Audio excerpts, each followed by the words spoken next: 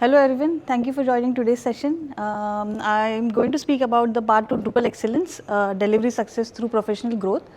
But before we start the session, let me introduce myself. So I am Trupti Bhosle. I am working with Excellent since past 10 years. I am working as a QA manager right now, and I have over 16 years of experience in QA. Interestingly, over more than 10 plus years, I worked on Drupal. So my first Drupal project was on Drupal 7, and now we are working on Drupal 10. So over these years, I've gained some certifications which are mostly related to ISTQB, mostly related in testing. It is ISTQB Foundation, Agile Tester, and I've also gained a certification in CSM and CSPO. And recently, I've got a certification which is in accessibility called CPAC, which is given by AAAP. Along with my work related to QA, I'm also passionate about knowledge sharing and innovation. So back in Excellent, I conduct hackathons which are mostly AI based and innovation related. So we have done almost 3 to 4 successful hackathons in past 1 year. Along with that, as I mentioned, I have interest in knowledge sharing. So we do show and tell sessions, which are internal show and tell sessions, wherein people, whatever they have learned, they try to demo it internally. But now that show and tell sessions have become we have converted them into webinars, and some of them are available on YouTube. So if you want, you can search by my name and you will see those webinars. Going ahead, so the agenda for today's webinar would be project delivery, why successful project delivery is important, then identify the challenges in delivery, then identify what the challenges are faced by the team and what is the impact of those challenges in the project delivery, and then how did we at Excellent overcome these challenges. So why does project delivery matters? So project delivery is essential for client satisfaction. Every client needs their project to be delivered on time, within their budget, and with a set agreed quality. If we as a team are able to set this expectation or do more than this expectation, then we are able to build a trust and relationship with the customer, which helps to bring repeated business or get more business. The successful project delivery also impacts team morale and reputation. So when the team is able to give successful project delivery, it helps motivating the team, not only professionally, but it also creates a motivation for them to learn more and to do more. It drives business growth and innovation. So when we do successful project delivery, it creates a ripple effect on our business. It brings more work. It brings more complex projects, and it also leads us to work on innovation. So what makes project successful? It's the team members which makes the project successful. But what are the qualities of the team members that make it successful? So it is good communication. So consider a developer is working on some feature, and they identify that there is some issue in the feature that they are working, and it might be delayed. The delivery might be delayed to the QA. So if they communicate this to the PM and the QA at first, the impact of the delay in the delivery will be reduced. Similarly, problem solving abilities and diversity of skills and perspectives are a very important skill set of the team. So consider that we have a feature which the client has demanded us to deliver. So instead of thinking this as a blocker, if the team thinks that we can divide this feature into small phases and deliver this into phases instead of considering it as a blocker, this helps in delivering the feature to the client and also does not overwhelm the project team with a lot of amount of work.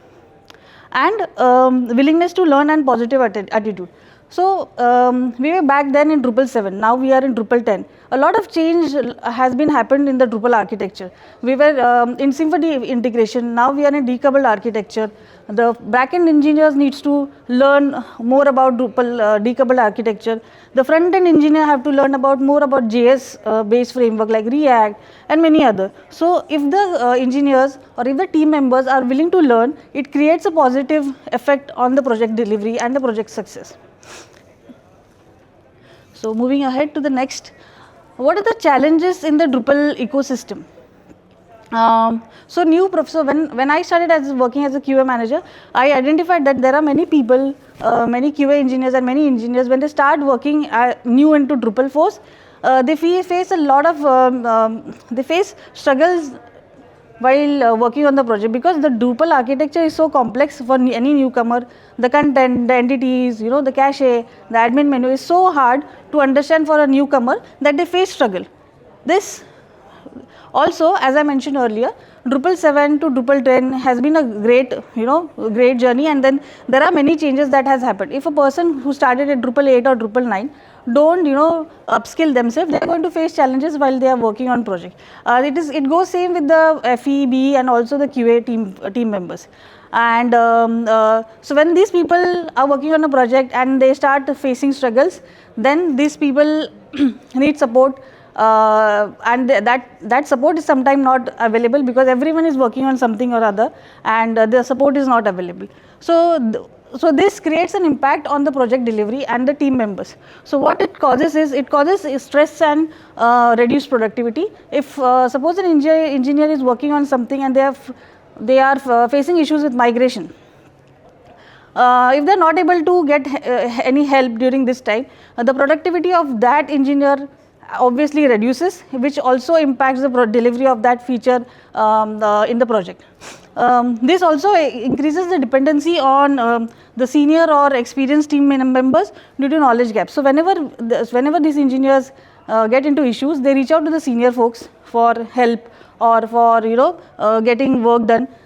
This creates an impact on the senior folks because their focus on their feature gets fragmented to help engineers, and this also causes a lot of overwork for the engineers, because the work gets delayed and pile up, and this impacts the project again because many of the features get overloaded, and then it impacts the project delivery. And also when all of this happens, it decreases the team morale because they understand that they have a lot of work to do, there is no help, or so the entire team collaboration and the team morale goes down because of all of these challenges that the team faces. So how did we at Excellence solve this problem? So we decided that we need to find the right people henceforward, and we decided to have a smooth onboarding journey and create a career development framework for all of the people working on the projects, all of the engineers, QAs, PMs, etc. But how did we do this? So we decided to create a competency based framework. So the competency based framework was divided into this way. So for every role level, be it a PM, BA, engineers, we divided the framework into two parts: core and behavioral skills and focused technical skills. So the core and behavioral skills were divided into customer focused, team focused, excellent, and then focused technical skills were divided into different technical skills. So for example,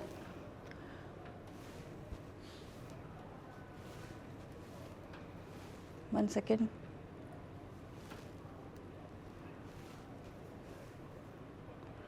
So as you can see the screen, we divided our competencies for, I'm just showcasing the senior QA analyst competency framework.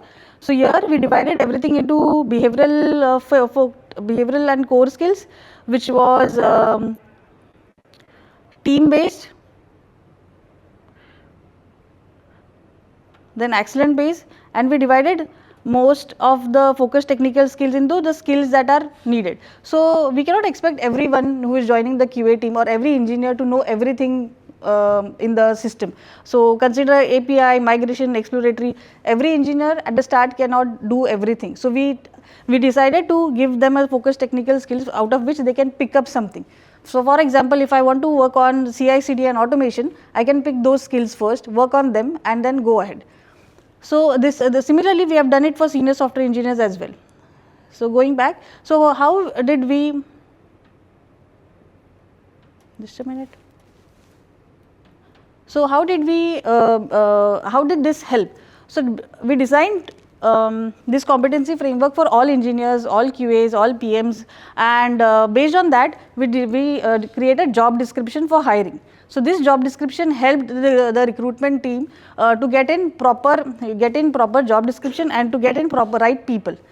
We also designed questions based questions for the interviews and the proper feedback that could help the interviewing team to select good candidates. So for example, I have a senior QA engineer opening.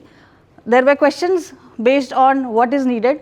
There were questions on what do we focus on, and there was a feedback parameter designed. So it helped the interviewers to shortlist any new person very easily. So based on this, we also designed the IDPs and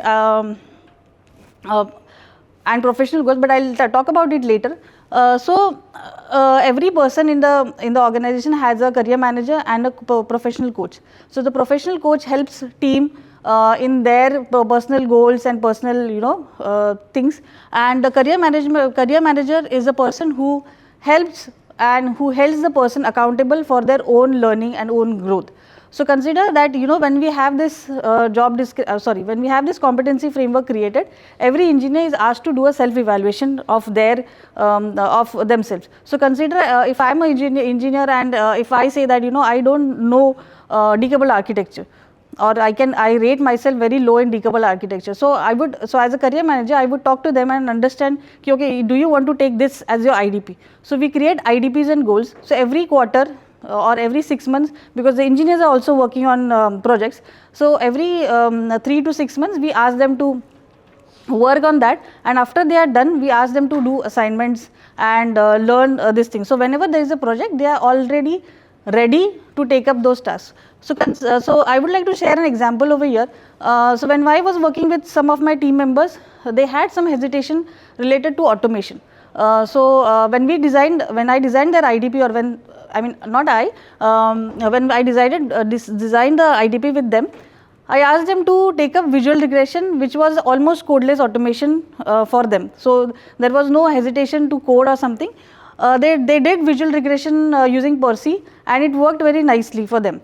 I asked them to implement it on the project so that they get a hands-on implementation idea also.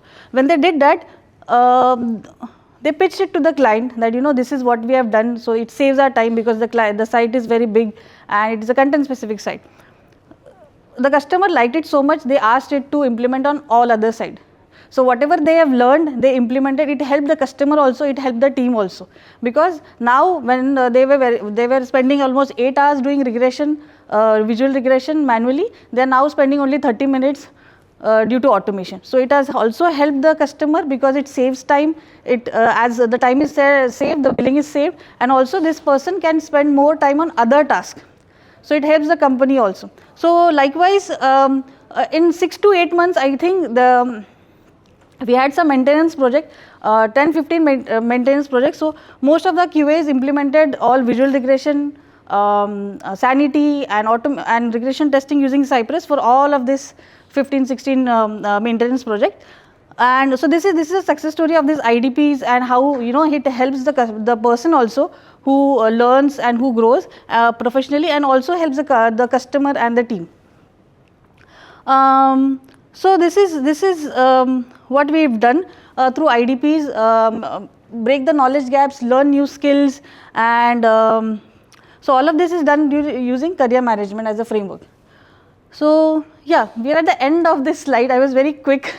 So what we do at Excellent is enable the team members to take up new skills, learn new skills, and then encourage them whenever something is done. We recognize the team member because it creates a kind of motivation for the team.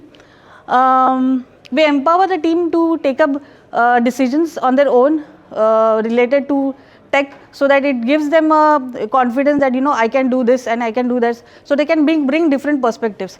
And we keep telling them to enhance their skills, because when they learn new skills and when they learn new tech stack, it is when it helps them grow up the career ladder and also helps the company.